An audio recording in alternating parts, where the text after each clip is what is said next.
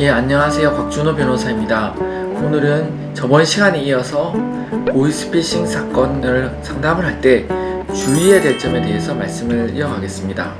저번 시간에 제가 범단이라는 것에 대해서 말씀을 드렸습니다. 거기에 대해서 조금 문의가 있어서 추가로 말씀드리겠습니다. 제가 변호사와 상담을 할 때 변호사가 범단을 다투겠다, 범단 무죄다 이렇게 주장을 하는 변호사는 조금 피하는 것이 좋다고 말씀드렸습니다. 그 이유는 보이스피싱 사건은 일반적으로 사기죄의 근본적인 바탕을 두고 있지만 사건 진행이나 또는 합의 등에 있어서 일반적인 사기죄와는 조금 다르게 진행되고 있습니다. 마찬가지로 범죄단체에 관련된 법률이 추가된 것은 기존에 우리가 알고 있던 그러한 범죄단체와 관련된 법률이 그대로 적용된다기보다는 형량 확보 및 보이스피싱이 해외에서 벌어지는 범죄이기 때문에 한 명 한 명에 대한 구체적인 범죄 사실에 대한 입증 등이 힘든 점, 그리고 그걸 밝히기가 힘들다는 여러가지 현실적인 고민들이 포함되어 있어서 추가된 것입니다.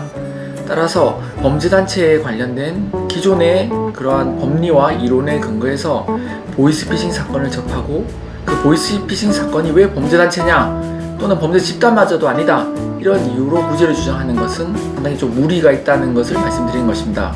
실제로 지금까지 사기죄로만 기소된 경우를 제외하고서 범죄단체로 기소가 되었는데 범죄단체가 아니다 이렇게 판단이 난 경우는 없다고 봐도 됩니다. 물론 범죄단체 가입, 범죄단체 활동, 범죄단체 조직 이 부분에 대해서는 또 다툴 수도 있습니다. 무슨 말이냐면 내가 이 단체를 조직한 것은 아니다 또는 내가 이러한 보이스피싱 범죄 중에서 이 범죄는 내가 한 것은 아니다는 것을 주장해서 그것이 무죄가 받아들여지면 그 주장이 받아들여지면 그 부분에 대해서 무죄가 나옵니다. 따라서 저희 사무실에서는 당연히 범죄단체 조직이 아니라는 점 또는 범죄단체 활동이 아니라는 점 이 각 범단 부분에 대해서 무죄에 대한 성공 사례들이 당연히 있습니다. 거듭 말씀드리지만 제가 말씀드린 것은 보이스피싱 범죄가 했는데 이 범죄 조직이 아니다. 즉 우리 조직은 범단이라고는 볼 수 없습니다. 이런 주장이 힘들다는 것입니다. 보이스피싱은 보통 해외에서 벌어지는데 그냥 혼자서 해외에 넘어갈 수 없기 때문에 가까운 동네 친구 내지는 형제 심지어는 부부, 연인들이 같이 넘어가게 됩니다. 그럼 그 당시 분위기가 일정 부분 사장은 있다 하더라도 또는 어느 정도 팀장급은 있다 하더라도 분위기가 편하게 이루어지기 때문에 이걸 가지고 어떻게 조직이 그렇게 규율이 있고 또는 체계가 있는 조직이라고 볼 수 있냐, 우리가 왜 범죄 집단이냐 이런 점에 대해서 조금 억울하게 보일 수도 있습니다. 하지만 이것은 법리적인 논쟁이 아니라 현실상의 고민 때문에 추가된 거기 때문에 범죄 집단이라는 것에 대한 무죄가 힘들다는 것입니다. 따라서 그런 주장을 하게 되면 재판부에서는 반성을 하지 않는다라고 하여 소위 말하는 괘씸죄가 추가될 수 있습니다. 따라서 이 점을 주의하셔야 되고요. 두 번째로 오늘 이어서 말씀드릴 것은 보이스피싱 사건은 집행유예가 상당히 힘듭니다. 앞서 영상에 있어서 보이스피싱 전달책들이 가장 흔히 변호사와 상담 시에 변호사의 말에 할 수 있는 게 당신은 모르고 아르바이트로 일을 했기 때문에 무죄입니다. 어떻게 범죄에 대한 고의가 없이 단지 아르바이트로 일을 했는데 그것을 보이스피싱에 대한 범죄에 대한 고의가 있었다고 할 수 있으며 어떻게 그걸 유죄라고 볼 수 있겠습니까? 무죄라고 다퉈드리겠습니다. 이렇게 말하는 것은 조금 무리이기 때문에 그렇게 이야기하는 변호사랑은 조금 조심을 하셔야 된다는 말씀을 드렸습니다. 그 말씀에 이어서 보이스피싱 사건에서 아무리 가담 정도가 약하다고 하더라도 집행유예를 장담하는 것은 조금 무리이기 때문에 상담 시에 집행유예를 받아들이겠습니다라고 조금 강하게 말씀하는 경우는 조금 주의를 하시는 것이 맞습니다. 보이스피싱 사건은 국가와 사회에 워낙 큰 피해가 있기 때문에 정책적으로 검찰과 재판부에서 형량을 세게 때리도록 하고 있는 범죄입니다. 검찰은 어떻게 하면 보이스피싱 범죄를 보다 강력하게 처벌할 수 있을지에 대해 늘 고민을 하고 있습니다. 수익 부분에 있어서는 범죄 수익에 관한 법률을 추가적으로 적용을 하여 요즘에 구형을 하고 있습니다. 예전에 있어서는 하범 같은 경우, 즉 하범이라 하면은 보이스피싱의 상담책, 즉 TM 그리고 전달책 같은 경우에 있어서는 추징에 대해서는 크게 고민할 필요가 없었습니다. 왜냐하면 추징의 법리 자체가 본인이 얻은 수익 부분에 대해서만 추징이 나오는 것이 원칙이고요.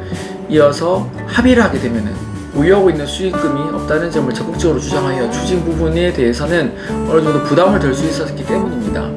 하지만 요즘에는 검찰이 기존의 사기죄에 의해서 범단으로 추가적으로 처벌을 요구하고 있다면 요즘에는 수익 부분에 있어서는 범죄 수익 은행에 관한 법률로서 추가적으로 추징을 하려고 하고 있습니다. 그리고 예전에는 그 본인이 얻은 수익만을 추징으로 구형을 하였다면 요즘에는 그 범죄 일람표에 나오는 금액 전체를 한 개인의 피고인에게 구형을 하고 있는 것이 요즘 바뀐 추세입니다.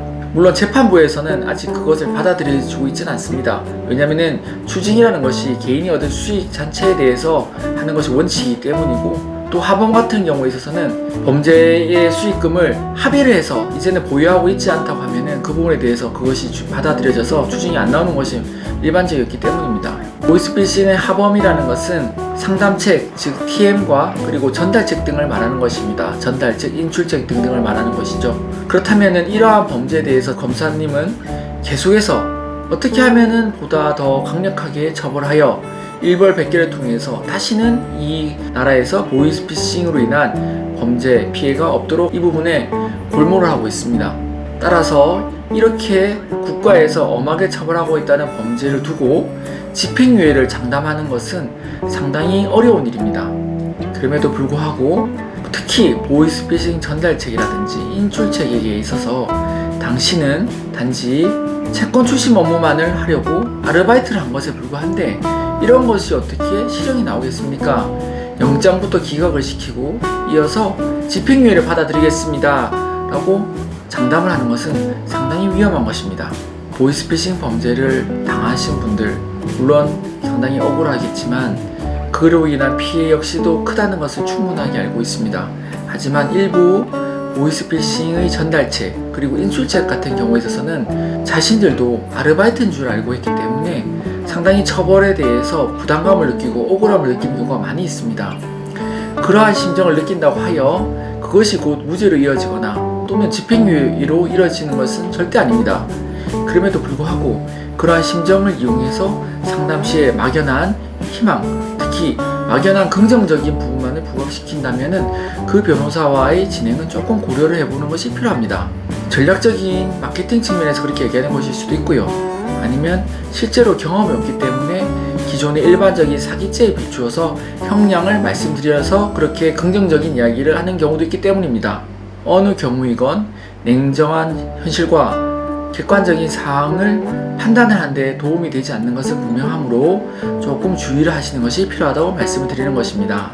오늘은 저번 편에 이어서 보이스피싱 사건을 앞두고, 즉 형사재판이나 수사를 앞두고 급한 마음에 변호사를 누구든 찾게끔 되어 있는데요. 그렇게 변호사를 찾았을 때 상담시에 주의해야 될 점에 대해서 몇 가지 말씀을 드렸습니다. 물론 일반적인 경우를 두고 말씀드리는 것이므로 구체적인 사안에서 궁금하신 것이 있으시면은 저희 사무실로 문의를 주시면 친절하게 상담을 드리겠습니다. 감사합니다.